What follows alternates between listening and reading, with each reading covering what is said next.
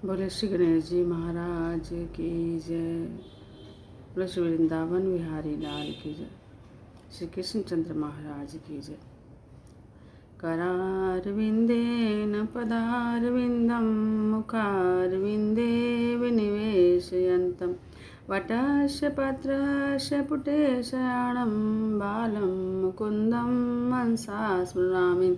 श्रीकृष्ण गोविंद हरे मुरारी, हे नाथ नारायण वासुदेवा।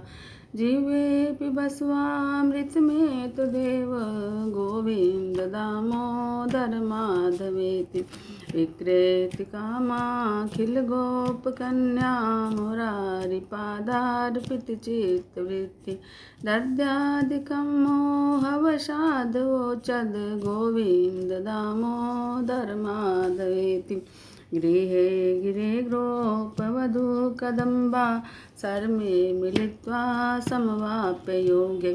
पुण्यानि नामानि पठन्ति नित्यं, गोविन्द दामोदर माधवेति। सुखं शयानानि लिये निजेऽपि, नामानि विष्णो प्रवदन्ति मर्त्या। ते निश्चितं तन्मयतां व्रजन्ति, गोविन्द दामोदर माधवेति। जिह्वे सदैवं भज सुन्दराणि, नामानि कृष्णस्य मनोहराणि। समस्तभक्तार्तिविनाशनानि, गोविन्द दामोदर माधवेति।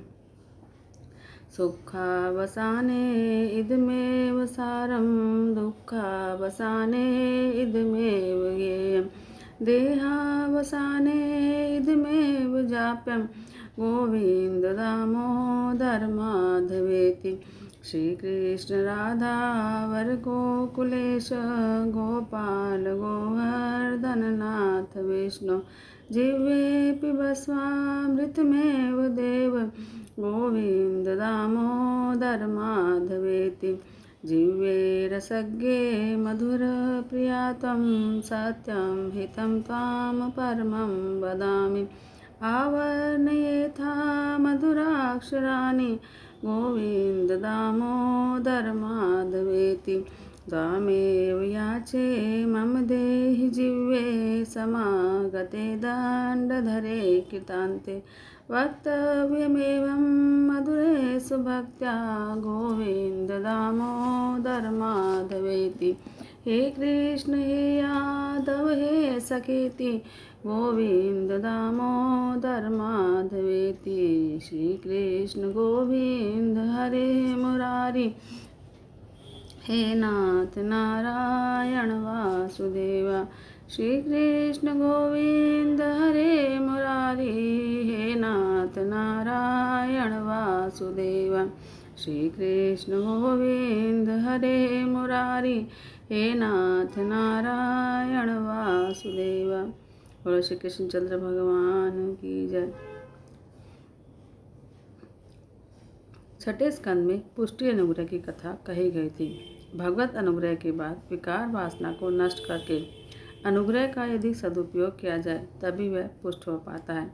सेवा स्मरण में लगकर ही जीव पुष्ट हो सकता है। ठाकुर जी कई जीवों पर अनुग्रह करते हैं, परंतु उस अनुग्रह के सदुपयोग करने की रीति जीव जानता नहीं है, इसलिए जीव पुष्ट तो नहीं बन पाता, दुष्ट बन जाता है। अब हम हिरण्यकशिपु और प्रहलाद की कथा सुने। हिरण्यकशिपु दैत्य था, फिर भी प्रहलाद देव बना। हिरण्यकशिपु ने सारी संपत्ति का उपयोग भोग विलास में किया, इसलिए वह दैत्य बना। प्रहलाद ने समय और अपनी शक्ति का उपयोग प्रभु की भक्ति करने में किया, अतः वह देव बना। सातवें स्कंद में वासना के 3 प्रकार बताए गए हैं: असद वासना, सद वासना, मिश्र वासना। इस 7वें स्कंद के आरंभ में परीक्षित राजा ने एक प्रश्न पूछा।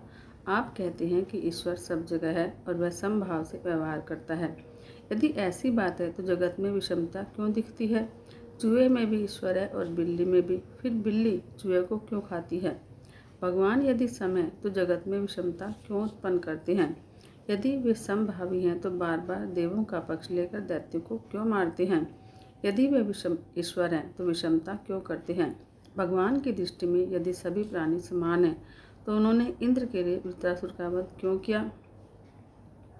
मैं मानता था कि दैत्य पापी हैं, अतः हरि उनकी हत्या करते हैं, लेकिन वृत्तासुर तो भगवान का भक्त था, फिर उन्होंने उसकी हत्या क्यों की? सुखदेव जी कहते हैं, राजन, क्रिया में भले ही कदाचित विषमता हो भी जाए, परंतु भाव में नहीं होनी चाहिए। समता अद्वैत भाव में हो रही है, क्रिया में यह संभाव्य नहीं है। क्रिया में तो विषमता ही रहेगी, अतः भाव में समता रखनी चाहिए। घर में माता, पत्नी, संतान सब होते हैं। पुरुष इन सब के लिए प्रेम तो एक समान रखता है, लेकिन सभी के लिए भाव एक समान नहीं हो सकते, बर्ताव एक जैसा नहीं हो सकता। वह माता की तो वंदना करेगा, लेकिन पुत्री की नहीं। प्रेम आत्मा से होता है, देह से नहीं। भावना के क्षेत्र में तो अद्वैत भाव होना ही चाहिए। समदर्शी बनना है तो समव्यवहारी नहीं बनना। समव्यवहारी होना तो संभव है ही नहीं। शंकराचार्य ने कहा है कि भागवत को आदि भौतिक साम्यवाद मान्य नहीं है, मात्र आध्यात्मिक साम्यवाद ही मानव है। राजन, तुम्हें लगता है कि देवों का पक्ष लेकर भगवान ने असुरों का नाश किया, लेकिन उन्होंने यह संहार तो उन पर कृपा करने के लिए किया। एक उदाहरण सुनो। एक चोर चोरी करने के लिए घर से निकला, लेकिन मार्ग में ठोकर लगने से गिर पड़ा और उसका पांव टूट पड़ा, इसलिए वह चोरी नहीं कर सका। यह भगवान की कृपा थी या अकृपया? इसे कृपा समझना चाहिए। पैर टूटा, लेकिन इसके कारण वह पाप नहीं कर सका। राजन, जैसे तुम बनोगे, ईश्वर तुम्हें वैसा ही दिखेगा। ईश्वर का कोई एक निश्चित स्वरूप नहीं है। जीव जिस भाव से उन्हें देखता है, उसके लिए वे वैसे ही बन जाते हैं। वल्लभाचार्य जी कहते हैं कि ब्रह्म ईश्वर लीला करते हैं, अतः वे अनेक रूप धारण करते हैं।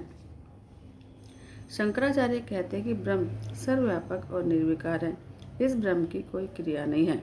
कलश में रखा हुआ जल तो बाहर निकाला जा सकता है, लेकिन अंदर समाया हुआ अवकाश या आकाश नहीं। ईश्वर को कोई बाहर नहीं निकाल सकता। ईश्वर में माया से इस क्रिया का अध्यारोप किया जाता है। यह वेदांत का सिद्धांत है। माया की क्रिया ईश्वर के अधिष्ठान में आवासित होती है। लोग गाड़ी में बैठकर अहमदाबाद जाते हैं। अहमदाबाद में गाड़ी के पहुंचने पर कहते हैं कि अहमदाबाद आ गया, लेकिन यह आने की क्रिया उस नगर की नहीं, गाड़ी की है। ईश्वर निराकार रूप से सब जगह है। ईश्वर यदि किसी स्थान पर आवागमन करेगा तो उन्हें सर्वव्यापक कैसे कह सकते हैं? किसी भी स्थान पर जिसका अभाव न हो, उसे ही सर्वव्यापी कहा जा सकता है। आचार्य शंकर का मत है कि ईश्वर निष्क्रिय है। माया के कारण उसमें क्रिया का भास होता है, पर वास्तव में भगवान कुछ भी नहीं करते, अतः उनमें विषमता नहीं है। अग्नि निराकार है, फिर भी जब लकड़ी जलती है तो लकड़ी जैसा ही आकार अग्नि का भी दिखता है। परमात्मा का वास्तव स्वरूप व्यापक, निराकार और आनंद रूप है। आचार्य शंकर का यह दिव्य सिद्धांत है। महाप्रभु जी का सिद्धांत भी दिव्य है। वैष्णव मानते हैं कि ईश्वर को अक्रियात्मकता की बात बराबर हो। ईश्वर क्रिया तो नहीं कर सकते, लेकिन लीला करते हैं। ईश्वर निष्क्रिय है, यह सच है, किंतु यह भी उतना ही सच है कि वे लीला करते हैं। जिस क्रिया में क्रिया का अभिमान नहीं होता, वह लीला है। ईश्वर स्वेच्छा से लीला करते हैं। मैं करता हूँ ऐसी भावना के बिना निष्काम भाव से जो क्रिया की जाए, वह लीला है। केवल अन्य को सुखी करने की भावना से जो क्रिया की जाए, वह लीला है। कृष्ण का कार्य लीला है। ईश्वर को सुख की इच्छा नहीं है। कन्हैया चोरी करता है औरों की भलाई के लिए। क्रिया बंधन कारक है, लीला मुक्तिदायक। जीव जो करता है वह क्रिया है, क्योंकि उसकी हर क्रिया के पीछे स्वार्थ, वासना और अभिमान होते हैं।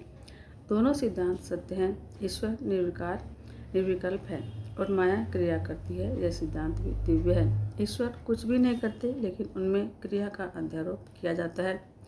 माया के कारण ईश्वर के व्यवहार में विषमता का भास होता है। ईश्वर परिपूर्ण सम है और जगत विषम है।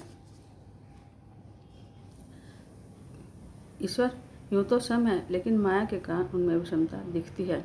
ईश्वर के अधिष्ठान में माया क्रिया करती है, अतः माया जो भी क्रिया करती है उसका अध्यारोप ईश्वर पर किया जाता है। दीपक स्वयं कुछ नहीं करता, लेकिन उसकी अनुपस्थिति में भी कुछ नहीं किया जा सकता।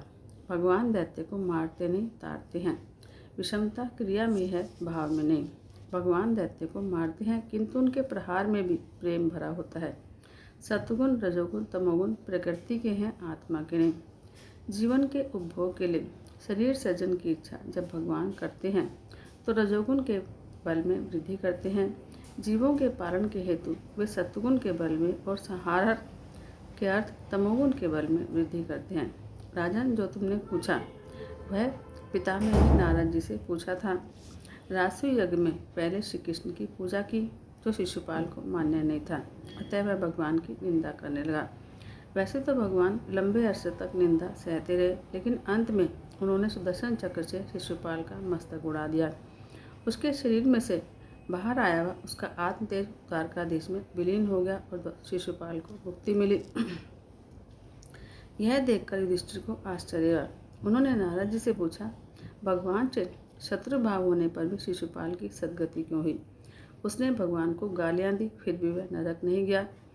भगवान से द्वेष करने वाले शिशुपाल और दंतवक्र नरकवासी होने चाहिए थे, लेकिन ये उल्टी बात हुई। नारद जी ने कहा कि सुनो, परमात्मा में किसी भी प्रकार से तन्मय होने की आवश्यकता है। परमात्मा ने कहा है कि जीव चाहे जिस किसी भाव से मेरे साथ तन्मय बने, मैं उसे अपने स्वरूप का दान करता हूँ। राजन, किसी भी भाव से मन परमात्मा से एक होना चाहिए। जिस प्रकार भक्ति के द्वारा ईश्वर से मन लगाकर कई मनुष्य परमात्मा की गति को पा सके हैं, वैसे ही काम, द्वेष, भय या स्नेह के द्वारा भगवान से नाता लगाकर कई व्यक्ति सद्गति पा गए हैं।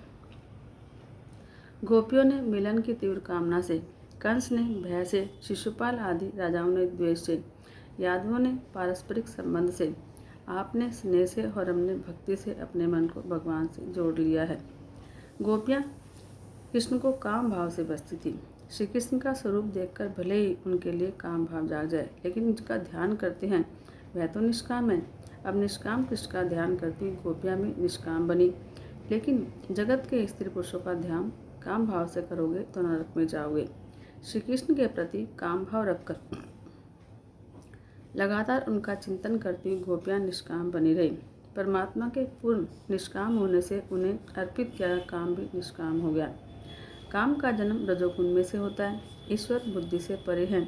ईश्वर के पास काम नहीं जा सकता, सूर्य के पास अंधकार नहीं जा सकता। इसका चिंतन किया गया था। वह श्री कृष्ण निष्काम होने से उनका काम भाव से चिंतन करने वाले गोपियाँ भी निष्काम बन गई। कंस डर के मारे तन्मय हो गया था। उसे देवकी का 8वां पुत्र ही हमेशा दिखता था। शिशुपाल अपने शत्रु के रूप में भगवान का चिंतन करता रहता था। इस प्रकार ईश्वर में किसी भी भाव से तन्मय होना चाहिए। अतः हर किसी व्यक्ति को चाहिए वह श्री कृष्ण से अपना मन जोड़ ले। यह शिशुपाल साधारण व्यक्ति नहीं था, यह तो विष्णु भगवान का पार्षद था। नारद जी ने जय विजय के 3 जन्मों की कथा संक्षेप में सुनाई। जय और विजय पहले जन्म में हिरण्याक्ष और हिरण्यकशिपु बने, दूसरे जन्म में रावण और कुंभकर्ण बने, तीसरे जन्म में शिशुपाल और दंतवक्र बने। नारद जी ने हिरण्यकशिपु और प्रहलाद की कथा को शुरू किया। वे बोले कि दिति के 2 पुत्र थे, हिरण्याक्ष और हिरण्यकशिपु। वराह भगवान ने हिरण्याक्ष का वध किया। धर्मराज ने ईश्वर से कहा कि मैं प्रहलाद की कथा विस्तार से सुनना चाहता हूँ। वे महान भगवान के भक्त थे, फिर भी हिरण्यकशिपु ने उन्हें क्यों मारना चाहा? नारद जी बोले, दिति वसुतः भेद बुद्धि है। भेद बुद्धि से हिरण्याक्ष और हिरण्यकशिपु ममता और अहंकार उत्पन्न होते हैं। मैं और मेरा भेद बुद्धि की संतानें हैं। सभी दुखों का मूल भेद बुद्धि है और सभी सुखों का मूल अभेद भाव है। शरीर से नहीं, मन से, बुद्धि से यदि अभेद भाव सिद्ध हो सके तो सभी के प्रति समबुद्धि हो सकती है। अहंकार को मारना कठिन है। विवेक से ममता का तो नाश हो सकता है, लेकिन अहम भाव का नहीं। पर यदि अर्पण करने वाला व्यक्ति अपना मेरापन भी प्रभु को अर्पित कर दे तो ठाकुर जी कृपा करते हैं। मुझ में अभिमान नहीं है, ऐसा मानना भी अभिमान है।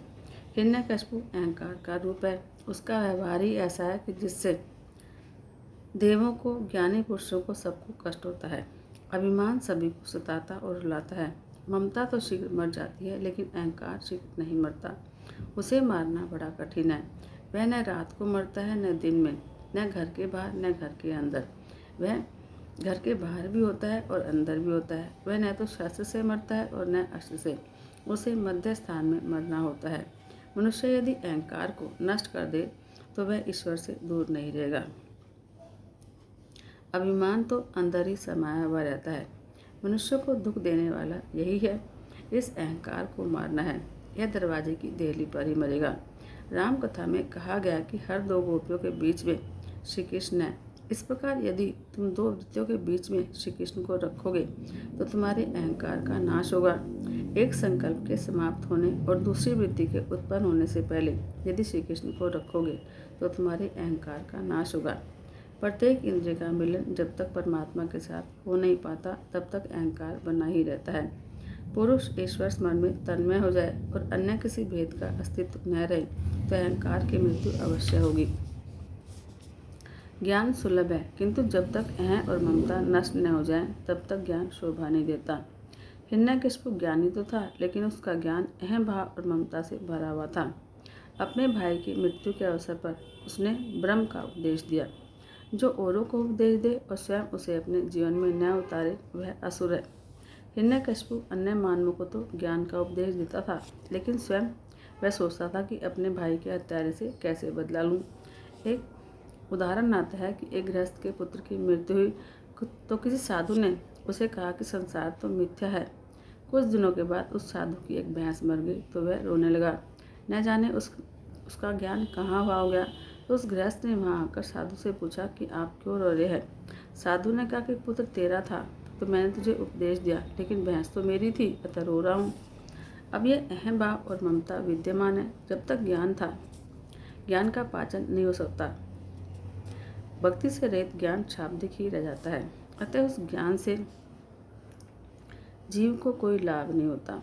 वैराग्य और भक्ति के अभाव में ज्ञान का अनुभव नहीं हो पाता।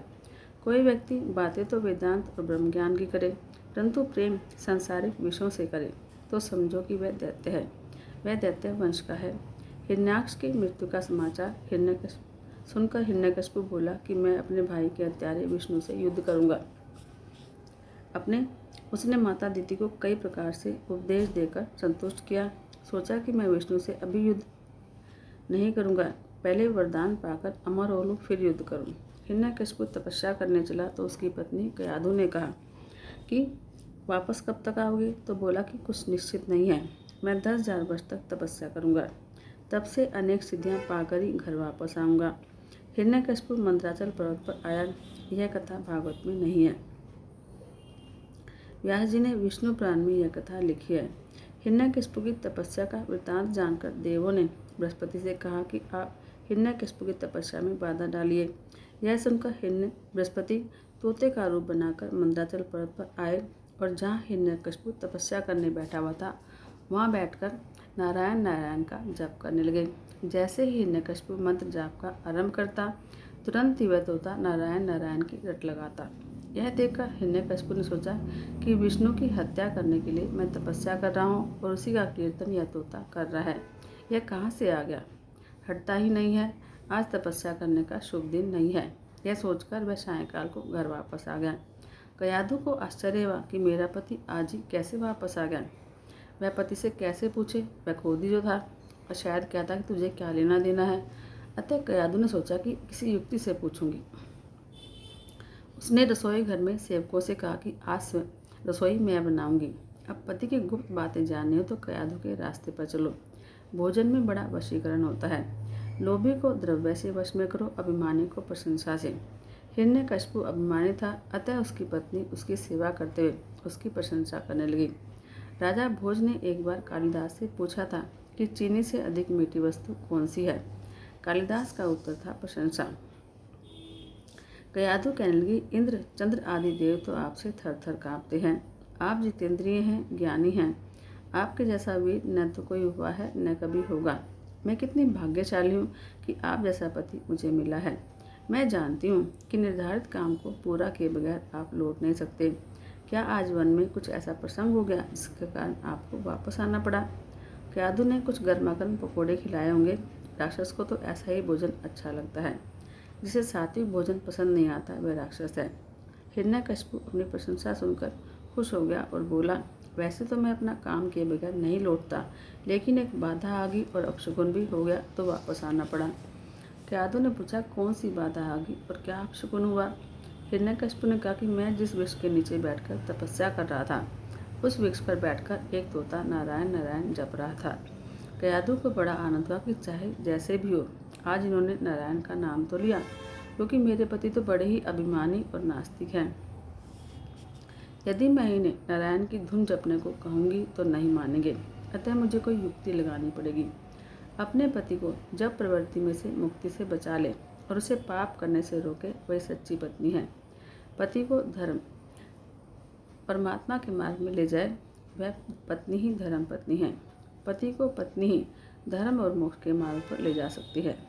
कयाधु ने सोचा कि यह बड़ा अच्छा अवसर है, इस बहाने मैं अपने पति से बार बार भगवान का नाम उच्चार तो करा सकूंगी। वह चाहती थी कि उसका पति सुधर जाए। भोजन आदि से निवृत्त होकर सोने के समय उसने पति की चरण सेवा करते हुए कहा, भोजन के समय आपकी बातों में मेरा पूरा ध्यान नहीं था, तो मन में क्या हुआ था बताओ। हिरण्यकशिपु बोला, देवी, वहाँ एक तोते ने आकर नारायण नारायण के नाम की रट लगा दी। कयाधु बोला, तोता क्या बोलता था? हिरण्यकशिपु बोला, नारायण नारायण। कयाधु बोली, भला ऐसे कैसे हो सकता है? क्या सचमुच वह तोता बोलता है? हिरण्यकशिपु बोला, हाँ, वह नारायण नारायण बोलता था। बेचारा काम के अधीन पति। पत्नी ने युक्ति से बार बार यही बात उससे कहलवाई। कयाधु ने इस प्रसंग का लाभ उठाकर अपने पति के मुख से नारायण का 108 बार नाम उच्चारण कराया।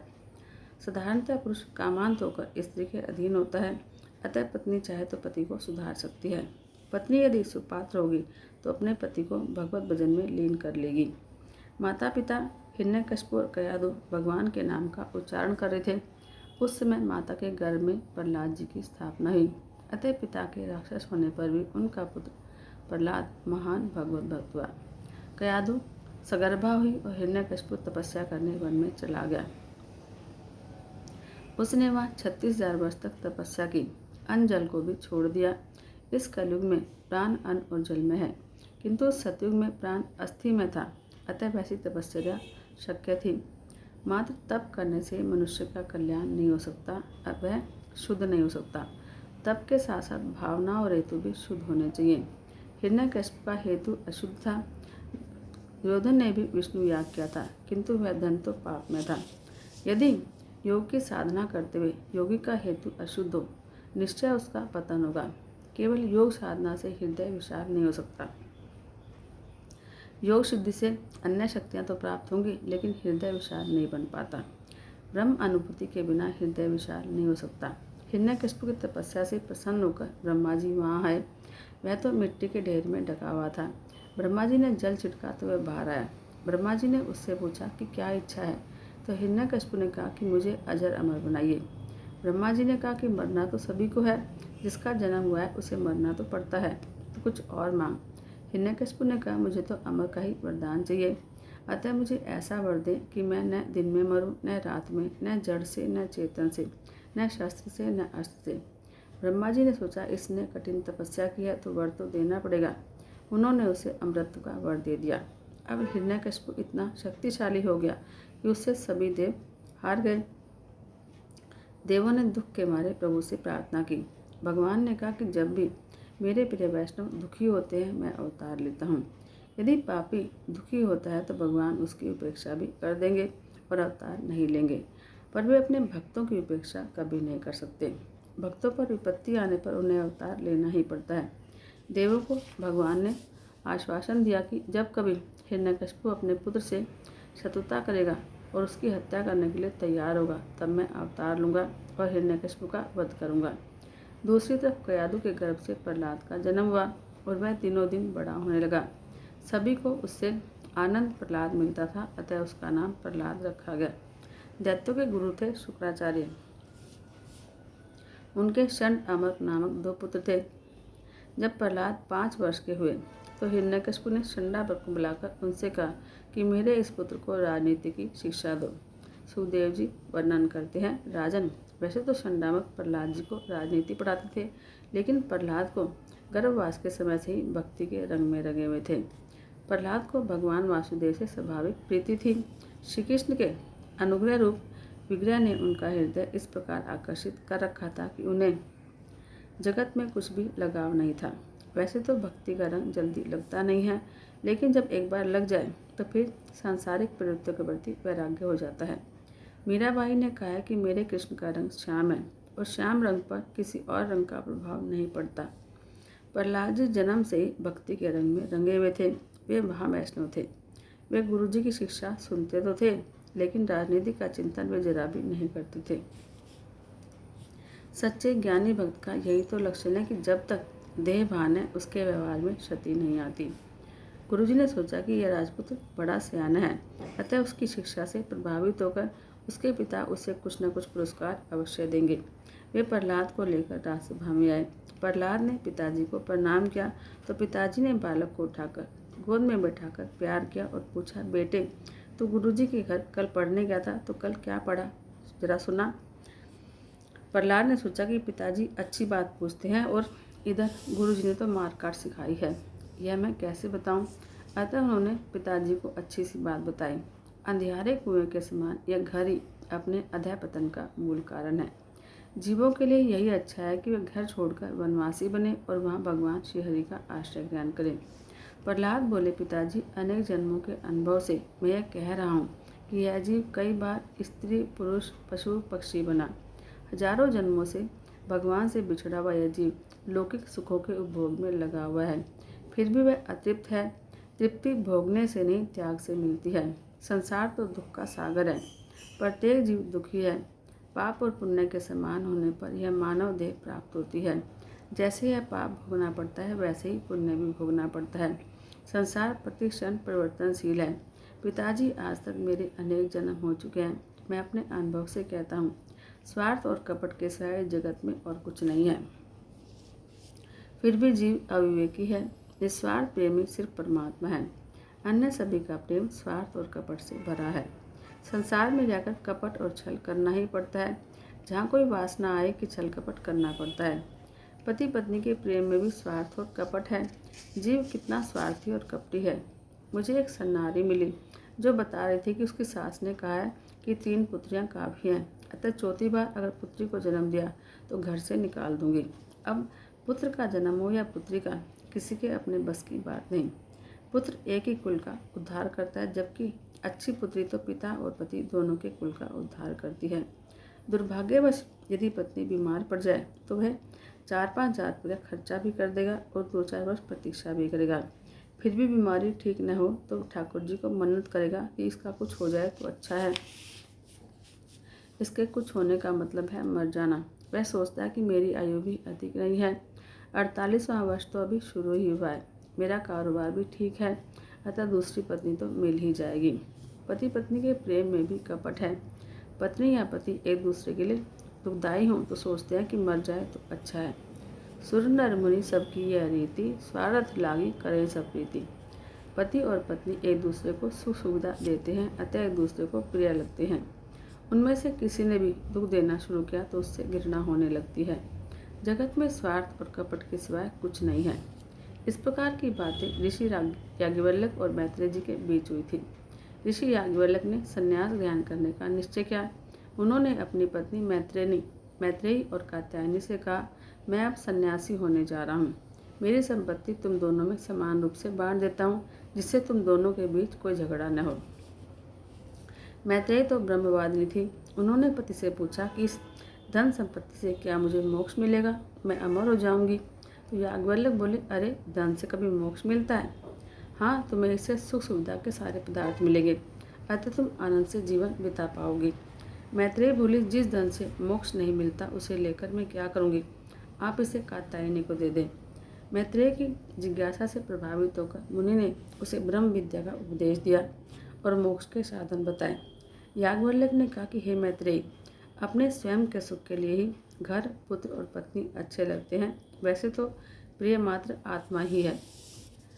पति से पत्नी का जो प्रेम है वह पति की कामना पूर्ति के लिए नहीं, अपनी स्वयं की कामना पूर्ति के लिए है।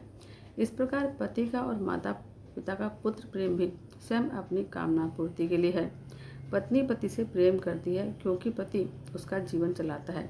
पति होगा तो मैं जी सकूंगी, इस आशा और उपेक्षा से पत्नी पति से प्रेम करती है। इसी प्रकार पति भी मात्र पत्नी से उसी की खातिर प्रेम नहीं करता। वह उससे प्रेम इसलिए करता है क्योंकि वह उसकी इच्छाएं पूरी करती है। माता पिता पुत्र से इसलिए प्रेम करते हैं क्योंकि उन्हें आशा है कि वह बड़ा होकर उनका पालन करेगा। मनुष्य कभी मनुष्य से प्रेम नहीं करता, अपितु अपने स्वार्थ से करता है। प्रहलाद जी ने कहा कि कई जन्मों के अनुभव से मैं कहता हूँ, संसार में किसी को भी सच्ची शांति प्राप्त नहीं है। घर में अच्छी तरह से भजन नहीं किया जा सकता, अतः भजन घर में नहीं वन में जाकर करना है। एकांत में जाकर नारायण की आराधना करनी चाहिए।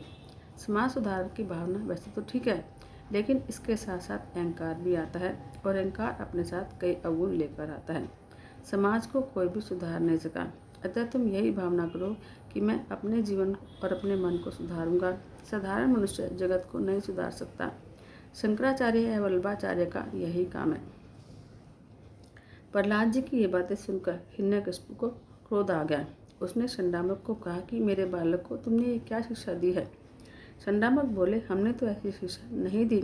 हिरण्यकशिपु बोले, देखो देव मुझसे डरते हैं, वे सूक्ष्म रूप बनाकर विष्णु का प्रचार करते हैं, उनसे सावधान रहो। शंडामक ने प्रहलाद से पूछा, मैंने जो बातें तुम्हें पढ़ाई ही नहीं, वह तुमने पिताजी के सामने क्यों बोली। प्रहलाद जी बोले, गुरुजी, जीव न तो किसी के कहने पर भक्ति करता है और न ईश्वर की और गति करता है। वैसे तो संत कृपा और सत्संग के बिना भक्ति का रंग नहीं लगता, किंतु प्रभु कृपा से ही भक्ति का रंग लगता है। कुछ दिनों के बाद हिरण्यकशिपु ने फिर प्रहलाद से पूछा, बेटे गुरुजी ने तुझे क्या शिक्षा दी, मुझे बता। प्रहलाद जी बोले, पिताजी, विष्णु भगवान की भक्ति के 9 प्रकार हैं। भगवान के नाम गुण लीला आदि का श्रवण कीर्तन, उनके स्वरूप नाम आदि का स्मरण, चरण सेवा, पूजा अर्चा, वंदन, दास्य, सख्य, आत्मनिवेदन, भगवान के प्रति समर्पण भाव या नवधा भक्ति करना ही सर्वोत्तम अध्ययन है, ऐसा मैं मानता हूँ। नवधा भक्ति से प्रभु प्रसन्न होते हैं। प्रभु की प्रसन्नता से जीवन सफल होता है, मात्र भोगोपभोग से शांति नहीं मिलती। पुत्र की ऐसी बातें सुनकर हिरण्यकशिपु क्रोधित हो गया और उसने गोद से फेंक दिया। उसने सेवकों को कहा कि इस बालक को मारो, यह मारे जाने योग्य है, यह मेरे शत्रु के नाम का भजन करता है। आज्ञा पाते ही दैत्य सेवक प्रहलाद को मारने दौड़े। प्रहलाद की दृष्टि तो दिव्य थी, उन्हें तो तलवार में भी कृष्ण का दर्शन हुआ और उसके हाथ में तलवार थी, उस दैत्य में भी कृष्ण का दर्शन हुआ। संसार में बहुत से सुंदर पदार्थ हैं, लेकिन सभी को भगवत भाव से देखो।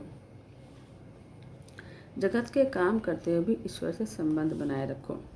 बालक की अपेक्षा बाल कृष्ण से लगे रहोगे तब कृष्ण मिलेंगे और साथ में लक्ष्मी भी। लौकिक नाम रूप में फंसा हुआ मन श्री कृष्ण के नाम रूप में लीन हो जाए, तभी मुक्ति मिलती है और मनुष्य का उद्धार होता है। स्वरूप आसक्ति के बिना भक्ति फलवती नहीं होती। सांसारिक विषयों के प्रति प्रेम होना आसक्ति है, भगवान के प्रति प्रेम होना भक्ति है। संसार आसक्ति बंधन करता है, भगवान की आसक्ति मुक्तिदाता है। सुखदेव जी सावधान करते हैं, आँखों में काम को स्थान मत दो, मन में स्वार्थ को स्थान मत दो, जगत को समता से देखो। अगर आँखों में खराबी है तो जगत भी खराब दिखेगा। संसार पर प्रीति होने पर भक्ति नहीं हो सकती। प्रभु के स्वरूप में आसक्ति ही भक्ति है। यदि भक्ति हो तो मुक्ति भी मिल सकती है। भगवान श्री कृष्ण के सिवाय अन्य कोई भी वस्तु सुंदर नहीं है। 2 व्यक्ति फूल खरीदने के लिए बाजार में गए। एक को भगवान की पूजा के लिए फूल लेना था और दूसरे को पत्नी की बेनी के लिए। पहला व्यक्ति भक्त है और दूसरा आसक्त। पहले के हृदय में परमात्मा का श्रृंगार करने की भावना है, भक्ति है। दूसरा व्यक्ति पत्नी का श्रृंगार करना चाहता है, उसके मन में संसार के प्रति आसक्ति है। दोनों व्यक्तियों की क्रिया एक है, फूल को खरीदना। फिर भी एक की क्रिया में भक्ति है और दूसरे में आसक्ति। अब दैत्य प्रहलाद को पीटने लगे, फिर भी उनको तो जरा भी दुख नहीं हुआ। प्रहलाद की भक्ति दिव्य थी, वे निर्भय थे। उन्हें मारने के लिए कई उपाय किए गए, फिर भी वे मरे ही नहीं। हिरण्यकशिपु का शायद यह कोई जादूगर है। उसने कहा कि प्रहलाद को अंधेरे कमरे में बंद कर दो, वहाँ अंजल के अभाव में मर जाएगा। प्रहलाद जी को बंदी बनाया गया, फिर भी उन्हें किसी भी तरह का डर नहीं लगा। सोचा कि चलो अच्छा हुआ, अब मैं यहाँ शांति से भजन कीर्तन कर सकूँगा। सुख में भगवत कृपा का अनुभव करने वाला सामान्य वैष्णव है, लेकिन जो दुख में भी भगवान की कृपा का अनुभव करे वह तो महान वैष्णव है। दुख में भी जो सेवा स्मरण न छोड़े वह महान वैष्णव है। देवकी वासुदेव को कितना कष्ट सहना पड़ा, फिर भी उन्होंने धैर्य को नहीं छोड़ा। हम तो छोटे से दुख से भी घबराकर दुखी हो जाते हैं और सोचते हैं कि मैंने इतनी सेवा की, स्मरण किया, फिर भी भगवान ने कष्ट दिया। अच्छे दुख में प्रहलाद सोचते हैं कि मेरे भगवान मेरे साथ हैं, फिर डरना कैसा। अंधेरे में प्रहलाद जी डरे नहीं, वे कृष्ण का कीर्तन करने लगे। उन्हें आज अपनी देह का भान नहीं था। भगवान से जिसे प्रेम होता है उसे देह का भान नहीं रहता। इस संसार में कोई भी विकार नजर नहीं आता और कोई विकार उसको प्रभावित भी नहीं कर पाता। आज ठाकुर जी ने लक्ष्मी जी से पूछा कि जगत में कोई जीव भूखा तो नहीं रहेगा। लक्ष्मी जी ने कहा कि आपका भक्त प्रहलाद कैद में भूखा है। तो भगवान ने कहा, देवी उसके लिए शीघ्र प्रसाद भेजो। लक्ष्मी ने प्रहलाद को अपना पुत्र मानकर अपना लिया। पार्षदों ने प्रहलाद से कहा कि तुम्हारे लिए लक्ष्मी जी ने प्रसाद भेजा है। प्रहलाद ने प्रणाम किया, सोचा कि प्रभु की कितनी कृपा है, उन्होंने मेरी चिंता की है तो मेरे लिए प्रसाद भेजा है। हिरण्यकशिपु के सेवकों को बड़ा आश्चर्य हुआ। वे सोचने लगे कि हम यहाँ चौकसी कर रहे हैं, फिर भी यह भोजन कैसे कर रहा है, यह जादूगर तो नहीं है। उन्होंने जाकर हिरण्यकशिपु से कहा। उसने कारावास में आकर देखा तो प्रहलाद प्रसाद खा रहा था। उसने पुत्र से पूछा कि प्रहलाद सच बता, यह भोजन तुझे किसने दिया। प्रहलाद ने कहा कि माता के गर्भ में जिसने मेरी रक्षा की वही यहाँ पर भी मेरी रक्षा कर रहा है। पिताजी, यह कारावास का कमरा तो फिर भी बड़ा है, जबकि गर्भवास तो कितना छोटा होता है। वहाँ जिसने मेरी रक्षा करी, मेरा पोषण किया, वही यहाँ पर भी मेरा पोषण करेगा, मेरी रक्षा करेगा। हिरण्यकशिपु सोचने लगा कि यह तो किसी भी तरह से मरता नहीं है, कहीं यह मुझे मारने तो नहीं आया। वह घबराकर शंडामक के पास गया। राजा का मुख देखकर शंडामक बोले कि 5 वर्ष का बालक तुम्हें कैसे मार सकता है। हम इसे वरुण पास से बांध देंगे। और वे वरुण पास से प्रहलाद को बांधकर घर वापस आ गए। प्रहलाद की दृष्टि तो इतनी मंगलमयी थी कि उन्हें उसमें भी भगवान के दर्शन होते थे। एक बार गुरुजी कहीं बाहर गए हुए थे तो सेवकों शिष्यों ने गेंद खेलने की सोची। प्रहलाद ने उनसे कहा कि आज मैं तुम्हें नया खेल सिखाऊंगा। उन्होंने उन बालकों को भागवत धर्म का उपदेश दिया। प्रहलाद ने कहा कि मित्रों, इस संसार में मानव जन्म अति दुर्लभ है। इसके सहारे तो परमात्मा की भी प्राप्ति हो सकती है, किंतु कोई यह बात नहीं जान पाता कि उसका अंत कब आने वाला है। अतः बुद्धिमान पुरुषों को चाहिए कि वह यौवन और वृद्धावस्था का विश्वास न करें और बाल्यावस्था से ही प्रभु प्राप्ति के लिए साधन करें। प्रहलाद का चरित्र हमें बताता है कि बाल्यावस्था से ही ईश्वर भजन में लग जाना चाहिए। माता पिता को चाहिए कि अपने संतानों में वे धार्मिक संस्कार उत्पन्न करें। वृद्धावस्था में देह की सेवा तो हो सकती है, देव की नहीं। मानव शरीर की प्राप्ति भोग उपभोग के लिए नहीं हुई है, अपितु उसकी प्राप्ति तो भगवत भजन के द्वारा प्रभु प्राप्ति के लिए हुई है। शरीर के नाशवान होने पर भी मनुष्य जन्म दुर्लभ है। कारण यह है कि यह जन्म इच्छित वस्तु दे सकता है। इस अनित्य और नाशवान शरीर से नित्य वस्तु परमात्मा की प्राप्ति हो सकती है। यह मानव शरीर बड़ा ही कीमती है। कई बार जन्म मरण की पीड़ा सहता हुआ जीव इस शरीर में आया है। ईश्वर नित्य है और शरीर अनित्य है, किंतु इसी अनित्य शरीर से नित्य की प्राप्ति हो सकती है। अतः मानव देव की बड़ी महिमा है।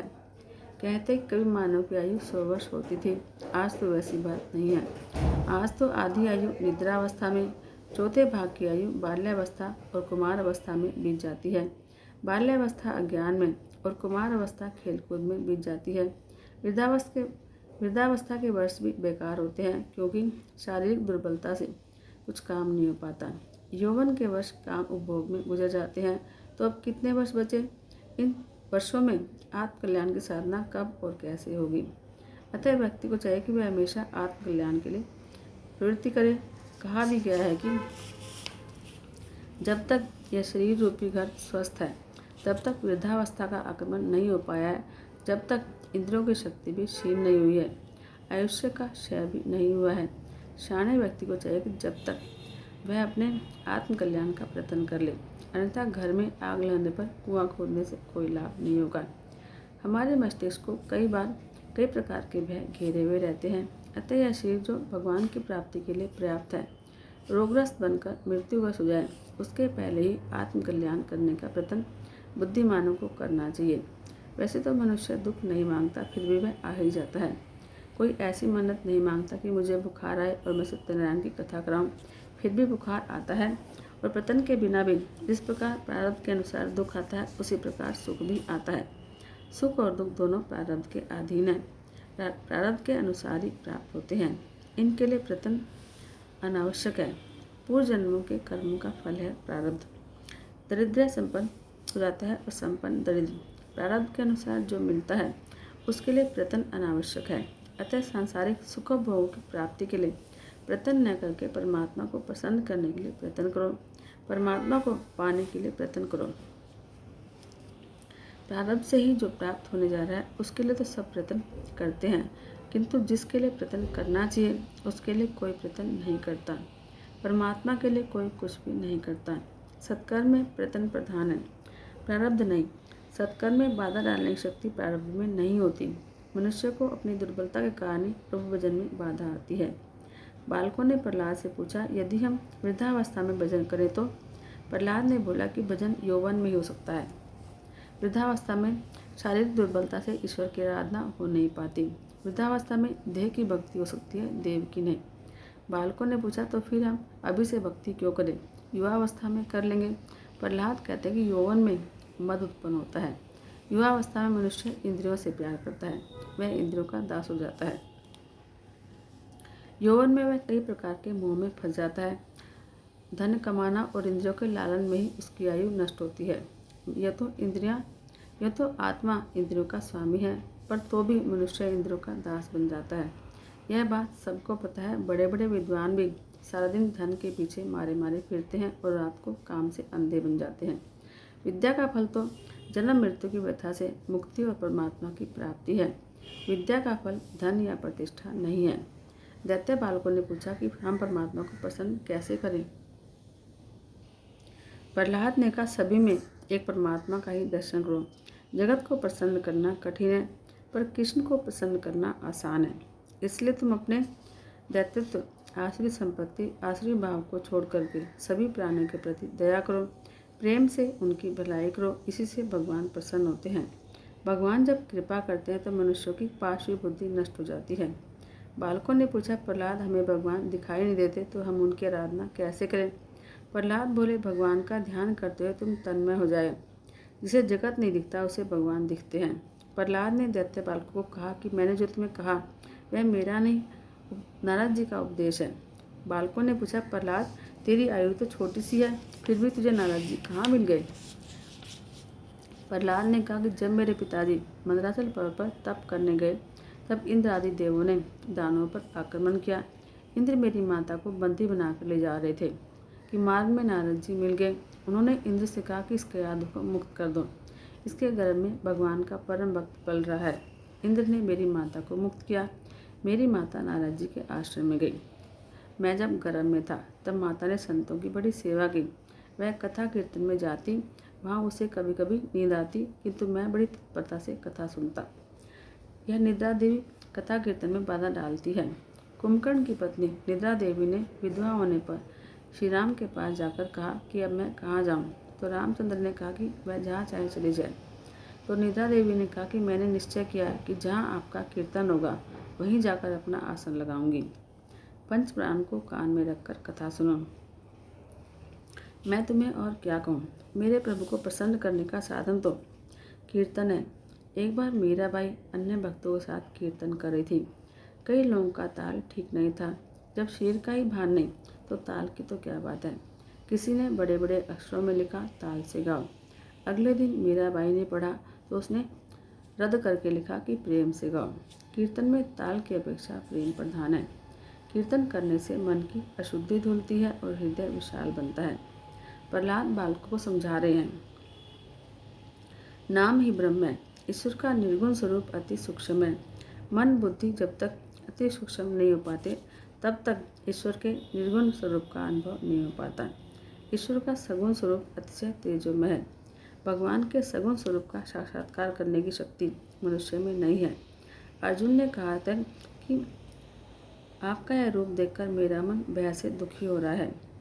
नाम ब्रह्म का दर्शन और अनुभव सब कर सकते हैं, लेकिन कीर्तन में ताली बजाने से नाद ब्रह्म होता है। नाद ब्रह्म और नाम ब्रह्म एक होने पर परब्रह्म का प्राकट्य होता है। नाम ब्रह्म के साथ नाद ब्रह्म का संयोग होने पर प्रभु को प्रकट होना ही पड़ता है। तालियां बजाकर कीर्तन करो, प्रभु सभी को देखते हैं। कीर्तन में जो तालियां नहीं बजाता उसके लिए भगवान सोचते हैं कि मैं मूर्ख हूँ जो मैंने इसे हाथ दिए। अगले जन्म में मैं अपनी भूल सुधार लूँगा और इसे 2 पाँव और दूंगा। प्रभु भजन में ताली बजाने में शर्म कैसी? पाप से शर्म करो। पाप करने में हेठी है जो प्रभु भजन में तालियां बजाने से कतराते हैं, उसे अगले जन्म में परमात्मा हाथ की जगह 2 पाँव और देते हैं। अतः प्रेम से तालियां बजाकर संकीर्तन करो। प्रहलाद जी ने बालकों को आज्ञा दी कि प्रेम से कीर्तन करो। भगवान को प्रसन्न करने के लिए दान, तप, यज्ञ, शौच, व्रत आदि ही पर्याप्त नहीं है। वे तो केवल निष्काम प्रेम भक्ति से प्रसन्न होते हैं, अन्य सब तो विडंबना है। अतः कीर्तन भक्ति करो। प्रहलाद जी सभी से कीर्तन मंत्र का जप कराने लगे। हरे राम राम राम हरे हरे, हरे कृष्णा कृष्णा कृष्णा हरे हरे राम राम राम हरे हरे, हरे कृष्ण कृष्ण कृष्ण हरे हरे राम राम हरे हरे कृष्ण कृष्ण कृष्ण हरे हरे, हरे राम राम हरे हरे, हरे कृष्ण कृष्ण कृष्ण हरे हरे राम राम हरे हरे कृष्ण कृष्ण कृष्ण हरे हरे राम राम हरे हरे कृष्ण कृष्ण कृष्ण हरे हरे राम राम हरे हरे कृष्ण कृष्ण कृष्ण हरे हरे। यह मंत्र कली संतरण उपनिषद का है। यह महामंत्र है। इसके जप करने के लिए किसी भी विधि की आवश्यकता नहीं है। इस मंत्र का जप चाहे जिस स्थिति में और स्नान किए बिना भी कर सकते हैं। रास्ते में चलते चलते जूतों सहित भी कर सकते हैं। सभी बालक तालियां बजाते हुए हरे राम राम हरे हरे का कीर्तन करने लगे। कथा में कीर्तन भी होना चाहिए। कीर्तन के बिना कथा परिपूर्ण नहीं हो पाती। कीर्तन से पाप जलते हैं, हृदय विशाल बनता है, परमात्मा हृदय में आ बसते हैं। अतः कीर्तन प्रेम से करो। प्रहलाद जी तन्मय हो गए और राधा कृष्ण का दर्शन करके थई थई नाचने लगे। बालक भी प्रभु भजन में मगन होकर नाचने लगे। इतने में चंडामर्क आए। सोचा कि हिरण्यकशिपु ने कहीं यह जान लिया तो बड़ा अनर्थ होगा। उन्होंने प्रहलाद से कहा कि क्या उद्यम मचा रहे हो, बंद करो यह भजन कीर्तन। परंतु वहाँ उनकी कौन सुनता। मन तो श्री कृष्ण से लगा हुआ था, तो प्रहलाद ने भी नहीं सुना। चंडामर्क ने दौड़कर प्रहलाद का हाथ पकड़ा। प्रहलाद का शरीर तो इतना दिव्य था कि चंडामर्क के स्पर्श करते ही वे भी नाचने लगे। उस दिन हिरण्यकशिपु ने सोचा कि मैं भी देखूं गुरुजी कैसी शिक्षा दे रहे हैं। उन्होंने वहाँ पर एक सेवक भेजा। सेवक ने वह समूह नृत्य देखा तो सोच में पड़ गया। नाम संकीर्तन में लीन होकर गुरुजी और सभी बालक नाच रहे थे। सेवक ने सोचा कि राजा को यह बात अच्छी नहीं लगती, अतः यदि वे जान जाएंगे तो गुरुजी की हत्या करवा देंगे। सेवक ने गुरुजी का हाथ पकड़ा तो गुरुजी के स्पर्श से वह भी नाचने लगा। वह भूल ही गया कि वह यहाँ क्यों आया था। सत्संग की महिमा ही निराली है। सेवक को लौटने में देर हुई तो राजा ने दूसरा सेवक भेजा। उसने भी देखा कि वहाँ सबके सब संकीर्तन में पागल होकर नाच रहे हैं। उस भजन मंडली में किसी के स्पर्श से वह भी नाचने लगा। इस प्रकार राजा सेवक भेजता गया और वे उधर जाकर नाचने लगे। राजा ने सोचा कि ये क्या रहस्य है। वह खुद दौड़ता हुआ आया। उसने देखा कि गुरुजी, बालक, सभी सेवक नाम संकीर्तन में लीन होकर नाच रहे हैं। उस दृश्य को देखकर वह आग बबूला हो गया।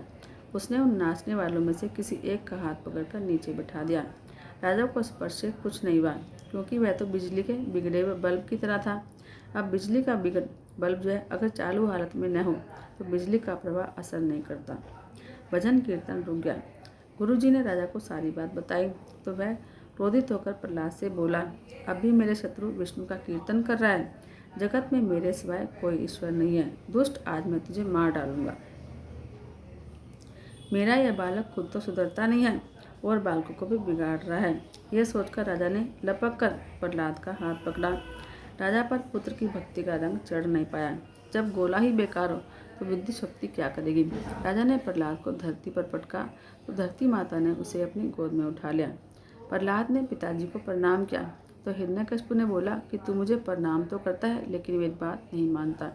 बता तेरा रक्षक विष्णु कहाँ है। प्रहलाद ने कहा, पिताजी, मेरे भगवान सब जगह हैं। पिताजी, शायद आप नहीं मानते कि आप वीर हैं, लेकिन वीर तो वही है जिसने अपने अंदर के शत्रुओं को हरा दिया है। आप मानते हैं कि आपने जगत को जीता है, लेकिन जगत को तो वही जीतता है जिसने अपने मन को जीत लिया है। काम, क्रोध आदि 6 वीर, 6 चोर आपके मन में बसे हुए हैं जो आपके विवेक धन को लूट रहे हैं। आप क्रोध न करें। आपके मुख पर आज मुझे मृत्यु की छाया दिखाई दे रही है। अतः राग द्वेष का त्याग करके नारायण की आराधना करें, मेरे नारायण का भजन करें। हिरण्यकशिपु क्रोधित होकर चिल्लाने लगा, मेरा पुत्र होकर मुझे ही उपदेश देता है, कहाँ है तेरा रक्षक विष्णु? प्रहलाद बोले, मेरे प्रभु सर्वव्यापक हैं, वे मुझ में हैं और आप में हैं। आप में हैं तभी तो आप बोलते हैं, विष्णु सब में हैं, सर्वत्र हैं। हिरण्यकशिपु बोला, यदि तेरे भगवान सर्वत्र हैं तो फिर इस खंबे में उनका दर्शन क्यों नहीं हो रहा? प्रहलाद जी बोले कि वे इस स्तंभ में भी हैं, आपकी आंखों में काम है तो आपको दिखते नहीं। हिरण्यकशिपु बोला, मैं इस स्तंभ को तोड़कर विष्णु की हत्या करूंगा। राजा तलवार लेने लगा तो इधर प्रहलाद सोचने लगे कि मैंने कह तो दिया कि भगवान इस स्तंभ में हैं, लेकिन क्या उसमें ये हो सकते हैं? उन्होंने स्तंभ पर कान लगाए तो अंदर से गुरु गुरु की आवाज़ आई। तो प्रहलाद को विश्वास हो गया कि भगवान इस स्तंभ में भी हैं। उन्होंने स्तंभ का आलिंगन किया। अंदर नरसिंह स्वामी विराजमान थे। उन्होंने प्रहलाद को आश्वासन दिया कि वे इसमें हैं और प्रहलाद की रक्षा करेंगे। इधर हाथ में तलवार लेकर हिरण्यकशिपु दौड़ता हुआ आया और चिल्लाने लगा, बता कहाँ है तेरा विष्णु? प्रहलाद बोले, वे इस खंबे में विराजमान है। हिरण्यकशिपु ने क्रोध में उस स्तंभ पर तलवार से प्रहार किया। तुरंत नरसिंह स्वामी गुरु गुरु बोलते हुए स्तंभ से प्रकट हुए। उन्होंने हाथ बढ़ाकर हिरण्यकशिपु को गोद में बिठाया और कहा कि न रात है न दिन, न धरती है न आकाश है, घर में भी नहीं बाहर भी नहीं, तुझे देहली पर मारूंगा। अस्त्र से या शस्त्र से नहीं, नाखून से मारूंगा। और भगवान ने उस असुर को नाखून से चीरकर मार दिया। बोला नरसिंह भगवान की जय। मनुष्य के दुख का कारण उसका देह का अभिमान है। शरीर घर है, शरीर घर से रहने वाली जीव देहली है, उसे न तो अंदर कहा जा सकता है न बाहर। यदि अभिमान को माना है तो जीव पर ठाकुर जी का नाम रखो। अपने प्रहलाद के वचनों को कृतार्थ करने और अपनी सर्वव्यापकता सिद्ध करने के लिए भगवान नरसिंह के रूप में वैशाख शुक्ल चतुर्दशी के दिन काठ के खंभे में से प्रकट हुए थे। पंजाब में आज के मुल्तान शहर में हिरण्यकशिपु की राजधानी थी, जहाँ नरसिंह स्वामी का प्राकट्य हुआ था। इसी कारण से पंजाब वाले अपने नाम के साथ सिंह शब्द का प्रयोग करते हैं। वे सिंह के समान बलवान हैं, आज भी वे शक्तिशाली हैं। गुजरात की जनता बकरी की सी भीरू है। सत्वहीन भोजन और चाय पान करने वाला शक्तिशाली कैसे बन सकता है? पंजाब के लोग दूध और लस्सी का उपयोग अधिक करते हैं। किसी गुजराती युवा से 2 सेर दूध पीने को कहो तो कहेगा, अरे नहीं नहीं, इतना दूध मैं कैसे पी सकता हूँ, मेरे पेट में गड़बड़ हो जाएगी। जो 2 सेर दूध नहीं पी सकता वह देश सेवा क्या खाक करेगा? बलवान बनो। शक्तिहीन पुरुष आत्मा को प्राप्त नहीं कर सकता। नरसिंह भगवान भी गुरु गुरु का उच्चारण करते थे। यह बताता है कि गुरु के बिना भगवान के दर्शन हो नहीं सकते। इस प्रकार की साधना की जाए, विवेक वैराग्य भी हो, षट संपत्ति आदि भी हो, किंतु जब तक किसी संत या गुरु की कृपा नहीं होती तब तक मन शुद्ध नहीं हो पाता और भगवान की प्राप्ति नहीं हो सकती। मनुष्य चाहे जितनी साधना करे, लेकिन संत की कृपा होने पर मन हमेशा के लिए शुद्ध हो सकता है। मन तो बड़े से बड़े साधुओं को भी सताता है। यह मन बड़ा ही चंचल है, इसलिए मन शुद्धि के बिना ईश्वर का साक्षात्कार नहीं हो सकता। मन मल विक्षेप आवरण आदि से मन कलुषित और मलिन होता है। जिस प्रकार मलिन या चंचल मन में प्रतिबिंब दिखाई नहीं देता, उसी प्रकार मलिन, चंचल और आवरणयुक्त मन में परमात्मा का प्रतिबिंब दिखाई नहीं देता। अतः किसी संत का आश्रय लो, किसी गुरु की शरण में जाओ। गुरु की कृपा के बिना हृदय शुद्ध नहीं हो सकता। साधना करने पर भी सद्गुरु की कृपा के बिना काम नहीं बनेगा। मात्र साधना और साधना से हृदय शुद्ध नहीं हो पाएगा। नरसिंह स्वामी ने गुरु शब्द का उच्चारण करके जगत को बताया है कि सद्गुरु की कृपा के बिना उनका साक्षात्कार नहीं हो सकता। नामदेव को भी गुरु के बिना ज्ञान नहीं हो पाया था। आजकल के लोग पुस्तक पढ़कर ज्ञानी बन जाते हैं। उन्हें गुरु की, ब्रह्मचर्य पालन की, मौन व्रत की, सदाचार की, संत सेवा की आवश्यकता ही नहीं है। बिस्तर में लेटकर पुस्तक पढ़कर ज्ञानी बन जाते हैं। एक बार महाराष्ट्र में संतों की एक टोली आई। भक्त मंडली के संतों की परीक्षा करने के लिए मुक्ताबाई ने गोरा कुमार से कहा, नामदेव को अभिमान था कि वह भगवान का प्यारा है और वे उससे बातें भी करते हैं। गोरा कुमार सभी के सिर पर एक एक चपत लगाकर परीक्षा करने लगा। उसने नामदेव के मस्तक पर भी एक चपत लगाई। ऊपर से तो नामदेव ने कुछ नहीं कहा, लेकिन उसका मुंह फूल गया। सोचा कि मिट्टी के घड़े की तरह क्या मेरी परीक्षा हो सकती है। अन्य भक्तों के चेहरे पर कोई भाव नहीं आया। गोरा कुमार ने अपना निर्णय सुनाया, सभी के भांडे पक्के हैं, एक नामदेव का कच्चा है। यह सुनकर नामदेव बोले, तुम्हारा सिर ही कच्चा है, तुम्हें शिक्षा की आवश्यकता है। नामदेव ने विट्ठलनाथ के पास जाकर सारी बात सुनाई। विट्ठलनाथ जी ने कहा कि नामदेव, यदि मुक्ताबाई और गोरा कुमार कहते हैं कि तेरा सिर कच्चा है तो कच्चा ही होगा। नामदेव, तुझे अभी तक सर्वव्यापक ब्रह्म के स्वरूप का अनुभव नहीं हो पाया है। इसका कारण है कि तूने अब तक किसी सद्गुरु का आश्रय नहीं लिया। तू मंगल विड़ा में रहने वाले मेरे भक्त विशोबा खेचर के पास जा, वह तुझे ज्ञान देगा। नामदेव उन्हें ढूंढते हुए शिव मंदिर में पहुंचे। वहां देखा तो विशोबा खेचर शिवलिंग पर पांव पसार कर सो रहे थे।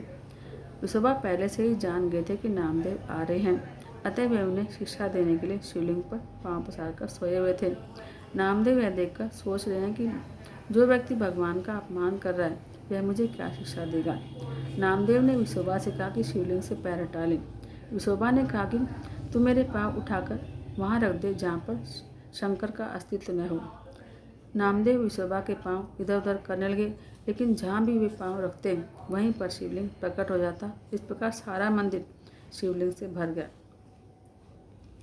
नामदेव यह देखकर आश्चर्य में डूब गए। विशोबा ने उनसे कहा कि तू वास्तव में कच्चा है, सभी स्थानों में तू अब तक ईश्वर का दर्शन नहीं कर पाया। विश्व में भगवान सूक्ष्म रूप से हर जगह व्याप्त है, तू सभी जड़ चेतन में ईश्वर को निहार। इस प्रकार जब भक्ति और ज्ञान का साथ मिला तो नामदेव सब में हर जगह ईश्वर को देखने लगे। ज्ञान प्राप्त करने के बाद नामदेव वापस लौटे। वापस लौटते हुए रास्ते में किसी वृक्ष के नीचे बैठकर वे भोजन की तैयारी कर रहे थे कि एक कुत्ता रोटी चुराकर भागा। पर आज तो नामदेव ने उस कुत्ते में भी भगवान को देखा। रोटी सूखी थी तो वे घी लेकर उस कुत्ते के पीछे भागे कि रुक जा, रोटी सूखी है, मैं उस पर घी लगा दूं। यदि गुरु ही सांसारिक बंधनों में और विषयों में फंसे हैं तो निश्चय जानो कि वे तुम्हें भी संसार के बंधनों से मुक्त नहीं करा पाएंगे। यदि हम तुम्हें यह कहने लगे कि ईश्वर सब जगह है तो पाप करने के लिए स्थान नहीं मिलेगा। ईश्वर की सर्वव्यापकता को अनुभव होने के बाद पाप करने के लिए स्थान मिलता ही नहीं और न ही समय मिलता है।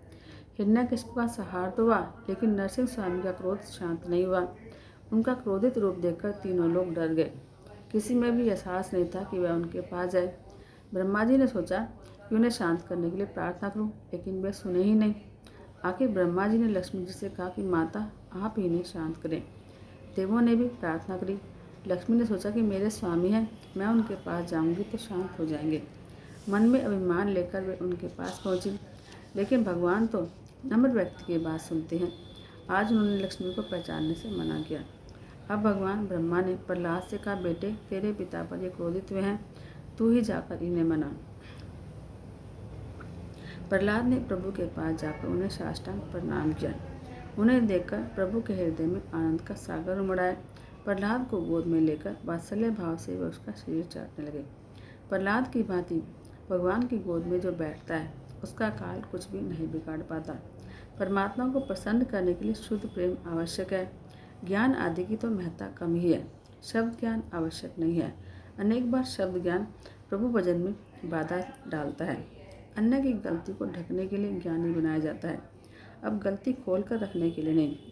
प्रेम भक्ति के बिना ज्ञान बेकार है। हिरण्यकशिपु जैसों के लिए भगवान भयंकर और क्रूर है, लेकिन प्रहलाद जैसों के लिए वे कमल के समान कोमल हैं। विष्णु सहस्त्रनाम में भगवान को भयरूप और भयकारक के साथ साथ भयनाशी भी बताया गया है।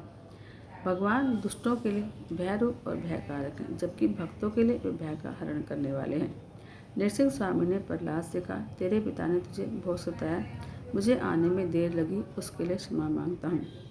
प्रहलाद की भक्ति की दिव्यता तो देखो कि आज भगवान उनसे क्षमा मांग रहे हैं। जिस प्रकार गोमाता अपने बछड़े को चाटती है, उसी प्रकार नरसिंह स्वामी प्रहलाद को चाटने लगे और धीरे धीरे उनका क्रोध कम होने लगा। प्रहलाद सत्वगुण है, हिरण्यकशिपु तमोगुण है। सत्वगुण और तमोगुण का यह युद्ध है। उसमें भगवान प्रहलाद का यानी सत्वगुण का पक्ष लेते हैं। शुद्ध सत्वगुण के आगे तमोगुण का नाश अवश्य होता है। प्रहलाद जी के वचन की सार्थकता और अपनी सर्वव्यापकता को सिद्ध करने के लिए नरसिंह स्वामी स्तंभ में से प्रकट हुए थे। सभी जानते हैं कि ईश्वर सर्वव्यापक है, लेकिन इस बात का अनुभव कम लोग कर पाते हैं। यदि ईश्वर की सर्वव्यापकता का अनुभव सबको हो जाए तो घर बैकुंठ बन जाए, घर में कोई झगड़ा ही न हो, उस घर से पाप का नाम मिट जाए। सर्वव्यापक का अर्थ है सब में बसे हुए, सब में समाये हुए। दूध में माखन दिखता नहीं है, लेकिन फिर भी उसके अणु परमाणु में वह समाया हुआ है। इसी प्रकार ईश्वर भी जगत के सभी स्थूल सूक्ष्म पदार्थों में बसे हुए हैं, उनका अभाव कहीं भी नहीं है। ईश्वर तो अणु से भी अणु और महान से महान है, उनका कहीं भी अभाव नहीं है, अतः वे सर्वव्यापी हैं। जो ईश्वर को सब जगह विराजमान समझता है, उसके जीवन में दिव्यता आती है। सब में ईश्वर को निहारो, पहले मातृदेव भव, फिर पितृदेव भव, फिर अंत में परस्पर देव भव। ईश्वर का सब में दर्शन करो। लोग एक दूसरे से मिलने पर राम राम कहते हैं, इसका मतलब है कि तुझ में और मुझ में राम समाया है। प्रत्येक जड़ चेतन पदार्थ में ईश्वर को देखोगे तो पाप तुम्हारे पास नहीं आएगा। विवाह करके आने पर वधू की लक्ष्मी भाव से पूजा की जाती है।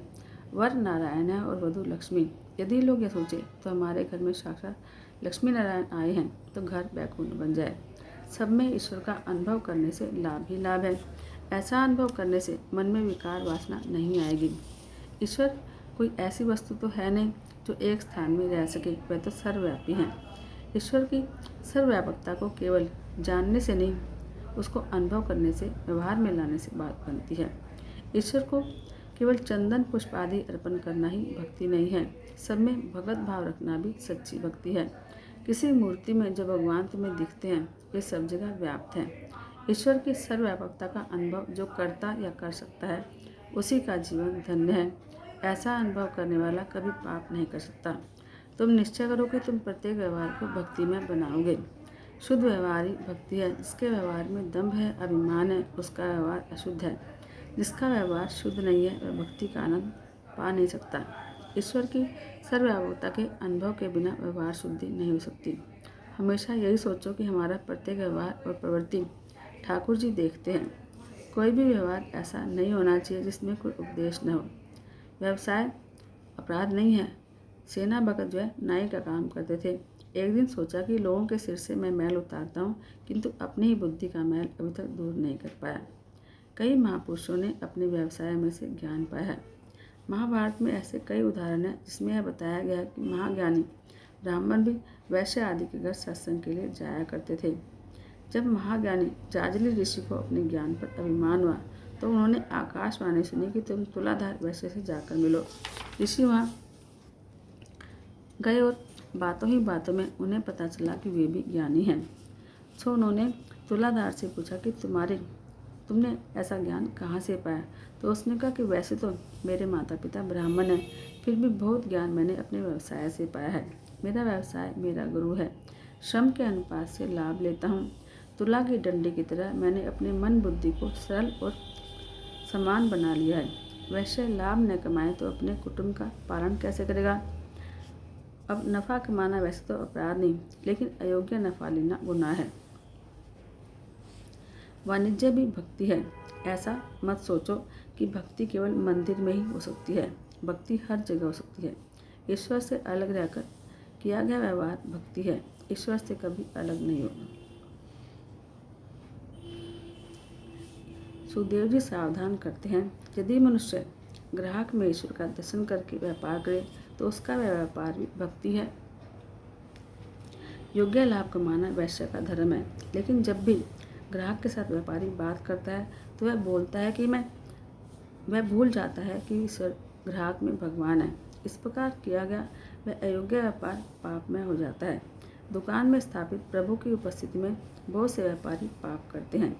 5 का माल 25 में देते हुए कहते हैं कि मैं मूल कीमत में दे रहा हूँ। ऐसा ना करें। भागवत कथा मन को सावधान करने के लिए है। ईश्वर सब जगह है, ऐसा अनुभव करोगे तो आप गलत काम कर ही नहीं पाओगे। मैं जो बोलता हूँ जो तो भगवान सुनते हैं, मैं जो देखता हूँ उसे भगवान देखते हैं। मनुष्य का शारीरिक पाप तो समाज भी देख सकता है, लेकिन उसका मानसिक पाप केवल परमात्मा देख पाते हैं। मानसिक पाप सबसे बुरा है। बिल्कुल पाप न करना बड़ा पुण्य है। नरसिंह भगवान आकाश से नहीं स्तंभ में से प्रकट हुए। मात्र चेतन में नहीं, जड़ में भी ईश्वर को देखो। ईश्वर जड़ और चेतन दोनों में है। लौकिक दृष्टि से पृथ्वी जड़ है, लेकिन सब इसमें भी ईश्वर की भावना करनी चाहिए। एक महात्मा के 2 शिष्य थे। वे दोनों पढ़े लिखे थे, कथाकार भी थे। जब महात्मा की मृत्यु निकट आई तो उनकी गद्दी के लिए दोनों शिष्यों के बीच झगड़ा शुरू हुआ। महात्मा जी सोचने लगे कि वारिस किसे बनाऊं। उन्होंने 2 फल मंगाकर दोनों को देते हुए कहा कि इस फल को किसी ऐसे स्थान पर जाकर खाना जहाँ तुम्हें देखने वाला कोई न हो। वे दोनों फल लेकर चले गए। एक शिष्य ने सोचा कि मैं कमरा बंद करके खा लूं, तो उसने कमरा बंद करके खा लिया कि यहाँ तो मुझे कोई देख ही नहीं रहा। दूसरा शिष्य सारा दिन फल लेकर घूमता फिरा, किंतु उसे एक भी स्थान ऐसा नहीं मिला जहाँ कोई न हो। वह जहाँ भी गया वहाँ उसने परमात्मा को अनुभव किया। वेदों में भी कहा गया कि प्रभु सब जगह हैं। इस प्रकार दूसरे शिष्य ने ज्ञान केवल पाया नहीं, उसको आत्मसात भी किया। पहला शिष्य मात्र कथा करता था, वह ईश्वर के व्यापक स्वरूप को समझ नहीं पाया था। गुरुजी ने दूसरे शिष्य को अपना वारिस बनाया। कथा कहना आसान है, लेकिन ईश्वर सब जगह है ऐसा मानकर व्यवहार करना कठिन है। प्रहलाद इतने निष्ठावान थे कि वे सब में ईश्वर को निहारते थे।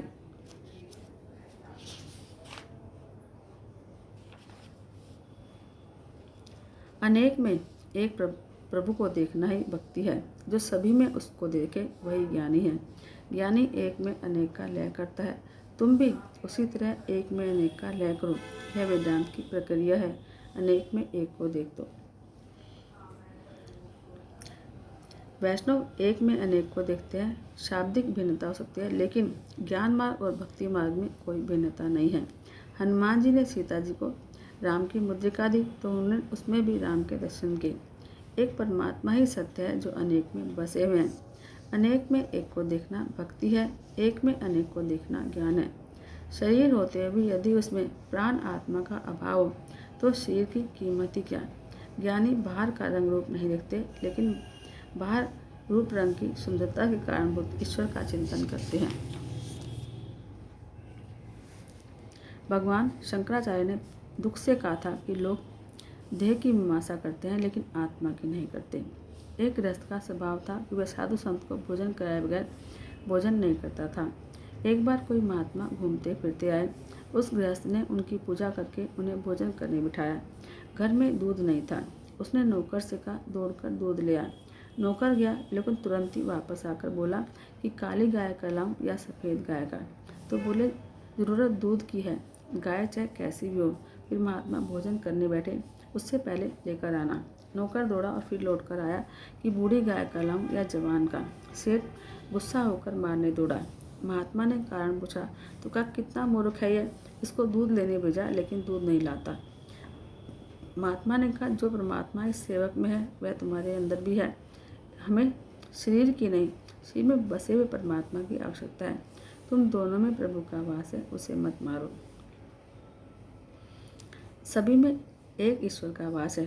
प्रत्येक स्त्री पुरुष में, प्रत्येक जड़ चेतन स्थावर जंगम वस्तु में उसी प्रभु को देखो। जगत में मूर्ख कोई नहीं है, सब ईश्वर के अंश हैं। जो अन्य को मूर्ख माने वह स्वयं मूर्ख है। हमारे देश में पशु की भी पूजा की जाती है। भैरवनाथ का वाहन कुत्ता है, शीतला माता का वाहन गधा है। अतः कुत्ते और गधे का भी तिरस्कार मत करो। ईश्वर चैतन्य रूप से सब में है। अतः तुम अनुभव करो कि ऐसे स्वभाव वाले की प्रत्येक क्रिया भक्ति और ज्ञान में होगी। नरसिंह भगवान ने प्रकट होते समय गुरु शब्द बोला। यह सच है कि ईश्वर सब जगह है, लेकिन सद्गुरु ही हमें ईश्वर से मिला सकते हैं।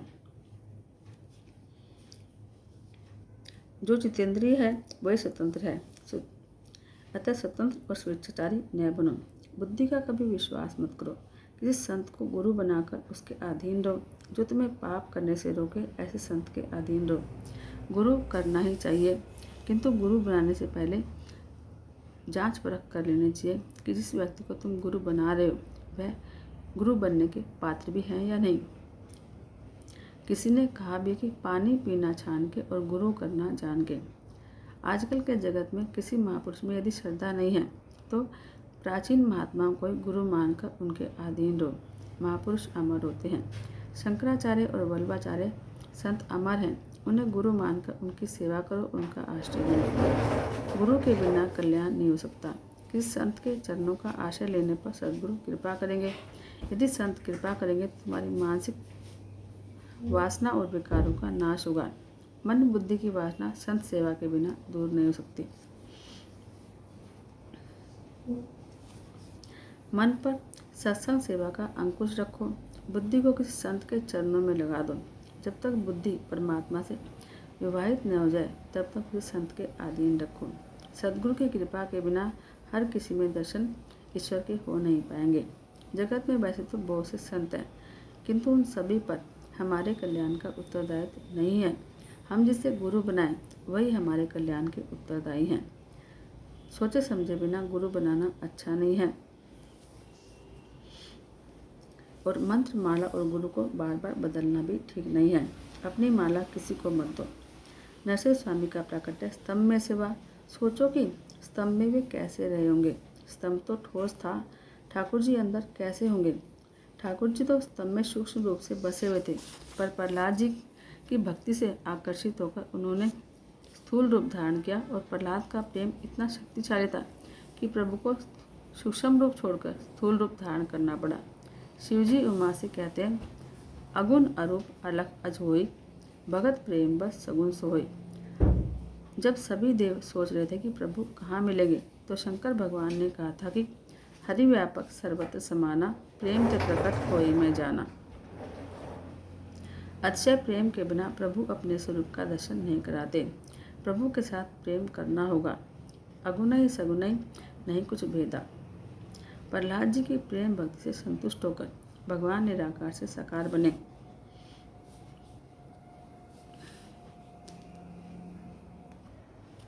बुद्धि जब तक सूक्ष्म नहीं हो पाती उसमें ईश्वर का चिंतन नहीं हो पाता। परमात्मा प्रेम के कारण ही साकार रूप धारण करते हैं। परमात्मा निर्गुण भी है, सगुण भी। वह स्थूल भी है और सूक्ष्म भी। वे कोमल भी है और कठोर भी। वेदांती मानते हैं कि सब जगह यह सब धर्म माया के कारण दिखाई पड़ते हैं।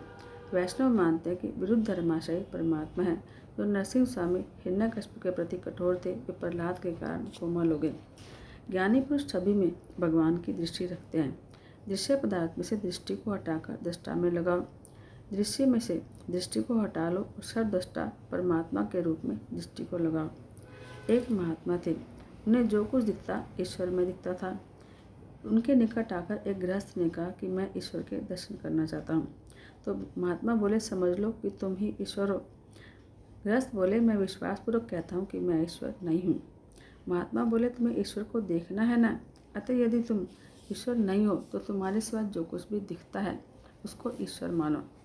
जगत में जो कुछ भी दिखाई दे रहा है उसमें ईश्वर को देखो, ऐसा मानकर व्यवहार करो। गृहस्थ ने वैसा किया तो उसका पाप कर्म छूट गया, उसका व्यवहार शुद्ध हो गया। एक बार आकर बोला कि सब में ईश्वर है। ऐसा अनुभव करने से शांति तो मिलती है, लेकिन कभी कभी शंका होती है कि यह सब जो दिख रहा है उसमें ईश्वर नहीं है तो मैं क्या करूं। महात्मा बोले, यदि तुझे लगता है कि जो कुछ दिखता है उसमें ईश्वर नहीं है और तुझे ईश्वर को देखना भी है तो ऐसा कर कि जो कुछ दिख रहा है उसमें ईश्वर नहीं है, यह मानकर सब कुछ का मोह छोड़ दे।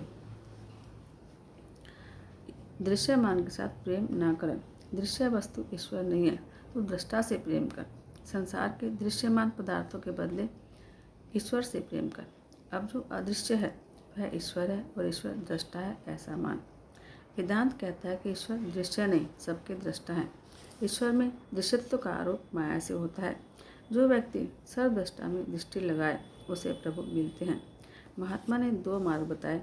जो दृश्यमान है वह ईश्वर है, जो अदृश्य है वह ईश्वर है। ईश्वर दृष्टा है।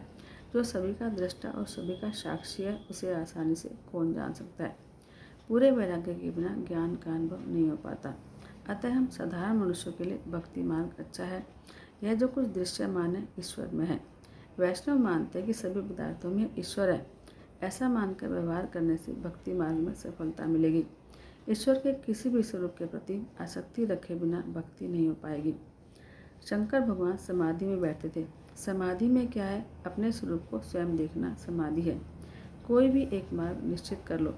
प्रत्येक दृश्य वस्तु विनाशी है ऐसा मानकर मोह छोड़कर दृष्टा से प्रेम करोगे तो वेदांत के अनुसार आत्म साक्षात्कार होगा। दृष्टा में दृष्टि लगाओ और प्रत्येक पदार्थ में ईश्वर का अनुभव करो।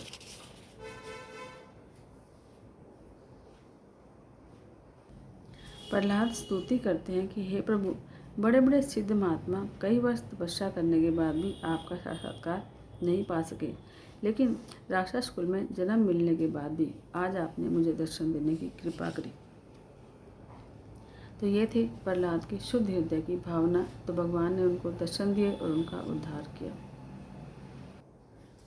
भगवान को प्रसन्न करने के लिए न तो अधिक शिक्षा की आवश्यकता है, न अधिक धन की। यदि धन के सहारे परमेश्वर मिलते तो धनिक लोग लाख 2 लाख में प्रभु को खरीद लेते। अधिक शिक्षा या ज्ञान से भगवान नहीं मिलते। जो अधिक ज्ञानी हैं कई बार दूसरों से छल कपट करने में बाज नहीं आता। परमात्मा को प्रसन्न करने के लिए संपत्ति, शिक्षा या उच्च कुल में जन्म लेना आवश्यक नहीं है। मात्र ब्राह्मण ही सिर्फ ईश्वर को पा सकते हैं, ऐसा भी नहीं है। भगवान को प्रसन्न करने के लिए आवश्यक है हृदय का शुद्ध प्रेम। अधिक कमाना और उसका प्रभु सेवा करना ठीक है, लेकिन एक आसन पर बैठकर परमात्मा का ध्यान करना उससे भी अधिक अच्छा है। संपत्ति से परमात्मा नहीं मिलते। इसके विपरीत कई बार तो धन भगवत सेवा में, प्रभु भजन में बाधा लेकर आता है। ज्ञान का अधिक तर्क वितर्क जन्म देता है। अतः ज्ञानी भगवान की स्मरण सेवा ठीक से कर नहीं पाते।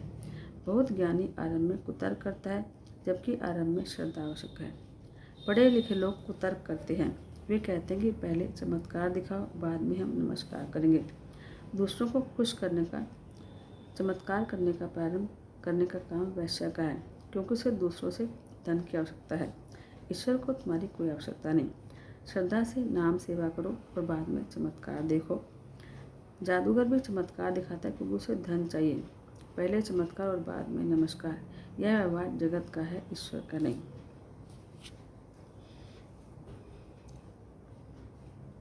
सोचो, यह जगत भी तो एक चमत्कार है। पुष्प में सुगंध है और तो बीज में वटवृक्ष है। माता के स्तन में दूध है। सारा जगत ईश्वर का चमत्कार ही तो है। श्रद्धा क्या है? अंधश्रद्धा हमारे व्यवहारिक जीवन में कहाँ नहीं है। कई बार डॉक्टर से काम बिगड़ता है, फिर भी हम उसकी बातों में श्रद्धा रखते हैं। हम यह तो नहीं कह सकते कि पहले चमत्कार दिखाओ। इस प्रकार सेवा मार्ग में भी पहले आवश्यकता श्रद्धा की है। परमार्थ में श्रद्धा चाहिए। आज के लोग कुतर्क करते हैं कि भगवान आहार तो करते नहीं, फिर भोग क्यों लगाएं। थाल में से कुछ कम होता नहीं, फिर पर भी यह नहीं जानते कि ठाकुर जी भोजन नहीं करते, सार्थक ज्ञान करते हैं। वे रस भोगता है। यदि सचमुच वे भोग लगाएंगे तो कलयुग में कोई उन्हें भोग लगाएगा भी नहीं, इसमें संदेह है। ईश्वर को प्राप्त करने के लिए अति ज्ञान की आवश्यकता नहीं है। अंतकाल में ज्ञान कई बार विश्वासघात करता है। ज्ञान को यदि भक्ति का साथ है तो ठीक है। बीमार तो शरीर होता है, आत्मा नहीं। ऐसी बातें तो वेदांती भी नहीं कर सकता, क्योंकि यदि वेदांती बीमार होता है तो उसे भी औषधि और फलादि की आवश्यकता रहती है। वेदांत के सिद्धांत बेकार नहीं हैं, परंतु उनका अनुभव भक्ति और प्रेम के अभाव में नहीं हो सकता। प्रेम की भक्ति की आवश्यकता ज्ञानी को भी है। ज्ञान का उपयोग ईश्वर की सर्वव्यापकता को अनुभव करने के लिए है। ईश्वर सब जगह है, ऐसा मानकर किया गया व्यवहार भक्ति है। स्वामी रामदास ने दासबोध में कहा है कि जो व्यवहार कुशल नहीं है वह परमार्थ कैसे करेगा, पर जिसका व्यवहार शुद्ध है वह परमार्थ ठीक से कर सकता है। व्यवसाय और धंधा करना कोई पाप नहीं है, लेकिन उसमें ईश्वर को भूलना पाप है। साधन भक्ति में सभी संत भी अपना अपना काम करते थे। सेनानायक हजामत का काम करते थे और गोरा कुमार मिट्टी के बर्तन बनाने का। गजेंद्र भी तो अनपढ़ पशु था। उसकी न तो तपस्या थी, न अष्टांग योग की साधना। उसकी पुकार सुनकर उसकी भक्ति से भगवान उस पर प्रसन्न हुए थे। भक्ति से भगवान मिलते हैं। ईश्वर से प्रेम भाव रखकर सेवा स्मरण करते रहो। यदि भक्ति न हो तो ज्ञानी के ज्ञान और तपस्या की कोई सार्थकता नहीं। ज्ञान तो चाहे जितना हो, लेकिन प्रभु प्रेम न हो तो उस ज्ञान और तपस्या की कोई कीमत नहीं है। सभी साधन और साधना का फल है कृष्ण प्रेम। जो साधना प्रभु प्रेम ना जगा सके उस साधना का कोई मतलब नहीं। प्रभु मिलन के लिए जो आतुर नहीं है, ऐसे ब्राह्मण की अपेक्षा प्रभु मिलन के लिए आतुर शुद्ध व्यक्ति अच्छा है। प्रभु को प्रसन्न करने के 2 साधन हैं, सेवा और स्मरण। रोज 3 घंटे प्रभु की सेवा और स्मरण करो। इनसे भगवान मिल जाते हैं और किसी वस्तु की आवश्यकता नहीं है। दक्षिणा देने से पुण्य नहीं मिल सकता, वह धन का सदुपयोग है, लेकिन स्वयं सेवा स्मरण करना आवश्यक है। परमात्मा को प्रसन्न करने का साधन है प्रेम। सेवा और पूजा में धन नहीं, मन प्रधान है। स्नेह ही मुख्य वस्तु है। भगवान यह नहीं देखते कि कोई उन्हें क्या देता है, वे तो मात्र यह देखते हैं कि किस भाव से देता है। सेवा स्मरण से भगवान सेवक के अधीन हो जाते हैं। एकनाथ महाराज सारा दिन प्रभु सेवा और भजन करते थे तो थक जाते थे। ऐसी सेवा से प्रभु दयाद्र हो गए और सोच लगे मेरा भक्त मेरे लिए कितना श्रम करता है। यह सोचकर भगवान ने ब्राह्मण का रूप बनाया और एकनाथ के पास जाकर बोले, भाई मुझे सेवक रख लोगे क्या? एकनाथ बोले, मुझे नौकर की ज़रूरत क्या है, मैं तो अपना सारा दिन प्रभु की सेवा और स्मरण में बिताता हूँ। भगवान बोले, मैं तुम्हें ठाकुर की सेवा करने में मदद कर दूंगा। एकनाथ बोले, जैसी तेरी इच्छा। हाँ, तेरा नाम क्या है? भगवान बोले, मेरा नाम है शिखंडियो। और इस प्रकार सेवा करते करते 12 वर्ष बीत गए। जिसे चंदन का तिलक लगाया जाता था वह स्वामी चंदन घिसने लगा। तुलसीदास चंदन घिसे तिलक करे रघुवीर वाली बात उल्टी होगी। यह है भक्ति की महिमा। रुक्मिणी ने सेवा से प्रभु को प्रसन्न करके वैसे तो अधीन कर लिया था, फिर भी एक तुलसी के दल से ही वे तुल गए थे। बोलो श्री कृष्णचंद्र भगवान की जय। सभी में प्रभु को देखना ही भक्ति है। तुम इतने प्यारे हो कान्हा, तुम इतने प्यारे हो कान्हा, बस तुमको ही देखा करूं मेरे श्यामा, मेरे श्यामा। तुम इतने प्यारे हो कान्हा, तुम इतने प्यारे हो कान्हा, बस तुमको ही देखा करूं मेरे श्यामा, मेरे श्यामा। महक उठे हैं मधुबन भी, जब तुम मधुबन आते हो। महक उठे हैं मधुबन भी, जब तुम मधुबन आते हो। सखियाँ मिलकर मंगल गाती, जब तुम बंसी बजाते हो। सखियाँ मिलकर मंगल गाती, जब तुम बंसी बजाते हो। तेरी बंसी की इस धुन पे तो, तेरी बंसी की इस धुन पे तो मोर भी नाचा करे मेरे श्यामा, मेरे श्यामा। तुम इतने प्यारे हो कान्हा, तुम इतने प्यारे हो कान्हा, बस तुमको ही देखा करूं मेरे श्यामा। जब तुम बैठे यमुना तट, राधे संग बतियाते हो। जब तुम बैठे यमुना तट, राधे संग बतियाते हो। सखियाँ के चंवर डुलाए ग्वाल बाल भी आते हैं। सखियाँ के चंवर डुलाए ग्वाल बाल भी आते हैं। तेरी बातों की रस धारा पर, तेरी बातों की रस धारा पर पंछी भी चहका करे मेरे श्यामा, मेरे श्यामा। तुम इतने प्यारे हो कान्हा, बस तुमको ही देखा करूं मेरे श्यामा। फिर से वही रुत आई है, राधे संग कनाई है। फिर से वही रुत आई है, राधे संग कनाई है। आओ मिलकर जय जय बोले राधे कृष्ण कनाई की। आओ मिलकर जय जय बोले, राधे कृष्ण कन्हैया की। राधा और माधव को आशा, राधा और माधव को आशा, नित ही पूजा करूं मेरे श्यामा, मेरे श्यामा। तुम इतने प्यारे हो श्यामा, तुम इतने प्यारे हो श्यामा, बस तुमको ही देखा करूं मेरे श्यामा, मेरे श्यामा, मेरे श्यामा। बोले श्री कृष्ण चंद्र भगवान की जय।